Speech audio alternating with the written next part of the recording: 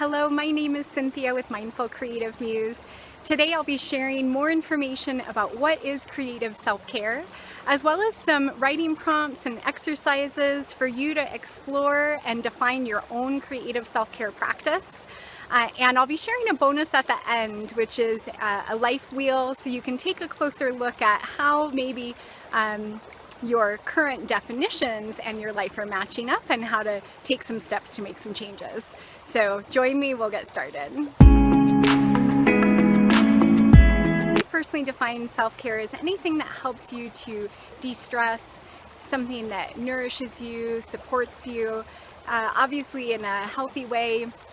And creative before that is just a way that we can also nurture our own creativity. So that may be a more traditional sense of creativity, such as drawing or painting. It might also be other non-traditional ways of exploring that. I believe self-care and creative self-care is extremely personal, that we each have our own preferences.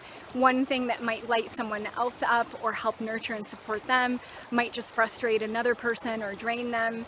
So, we're each unique. We have our own personalities, likes and dislikes. So really, I think first and foremost, for me, it's important to acknowledge that and honor that, and to dive in a bit deeper for yourself around what it is that really does fill you up, that does bring you joy, that does help you feel less stressed. I have always enjoyed being in nature. That definitely helps to calm me. I also really enjoy creating. That might be through drawing or painting, through poetry or photography, more recently through singing.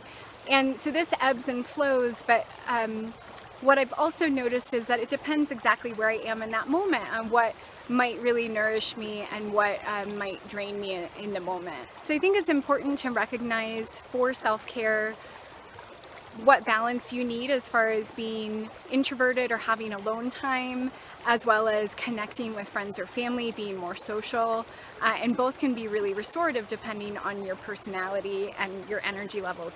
So self-care, sometimes more traditionally, people will talk about having a spa day or drawing an Epson salt bath or going and getting a massage.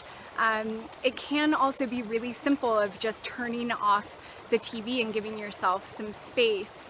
Sometimes TV can be a self-care method if it's in moderation. So what I mean by that is if you're exhausted and you come home from work and you sit down and you're watching 4 hours of Netflix every night and then you're still feeling tired, that might not be what would serve you best in that moment, but perhaps you have a favorite show and that feels really great to watch that.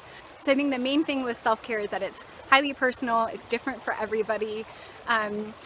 Especially creative self-care, it doesn't have to be a traditional form of creating, such as drawing or painting. There can be other forms such as gardening or cooking. There's no right or wrong way. Moderation and really feeling into what your body or mind needs in the moment is fantastic. And so I have some journaling questions that I'm going to be including below to help you gain a better sense of what are things that currently light you up? What things do you know you absolutely enjoy doing that helps you feel more joy, more restored, more nurtured, more supported, more calm in your life? I like to sometimes even just write dates next to it. When was the last time I did this self-care nurturing activity?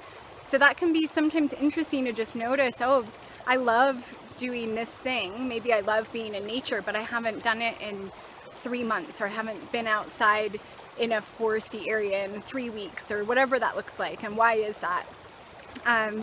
So there's some great material and information there for you. If you have other questions you ask yourself or other ways that you clarify what lights you up or what restores you, please definitely add it to comments so it can help serve other people.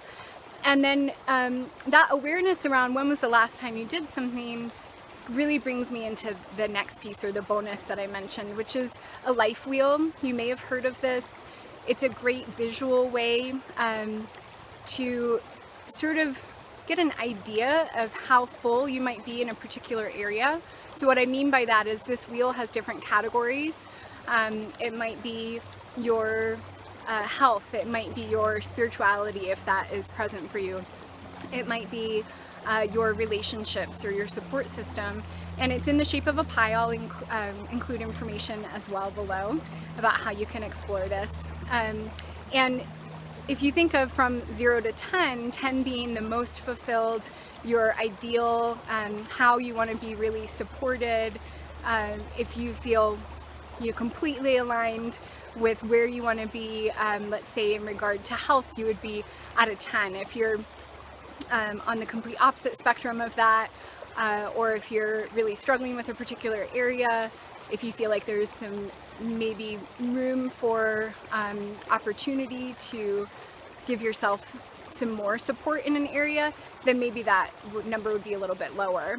So you can choose a number and then you fill it in, and it can sort of give you an idea. I'd like to think of the saying of, you may have heard the saying of secure your own oxygen mask before helping someone else, or fill your own well before you help others.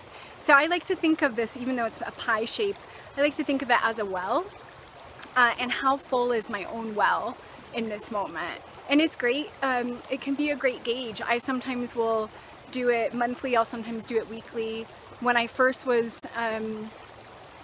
discovered the practice years ago, I did it more frequently, and then I would keep it in my journals and kind of check back in, and it was just really eye-opening for myself, and I share this with my students as well. Sometimes our inner critic or our inner perfectionist self can want to come out and sort of rear its ugly head with this. So we're not striving for a 10, we're not striving for 100% or an A. If you're lower in a particular area, it doesn't mean anything except for that how you're feeling in this moment, that you would like to feel more full in that area. And also I think having compassion for ourselves around if an area does feel a little bit lower, there's probably really great reasons for that. Some in our control, some out of our control. So I'll be including a couple of other questions and action steps as well, that you can identify just a couple of things that you can perhaps start thinking about or start doing to move a little more towards being more in alignment with how you'd like to be with your life wheel.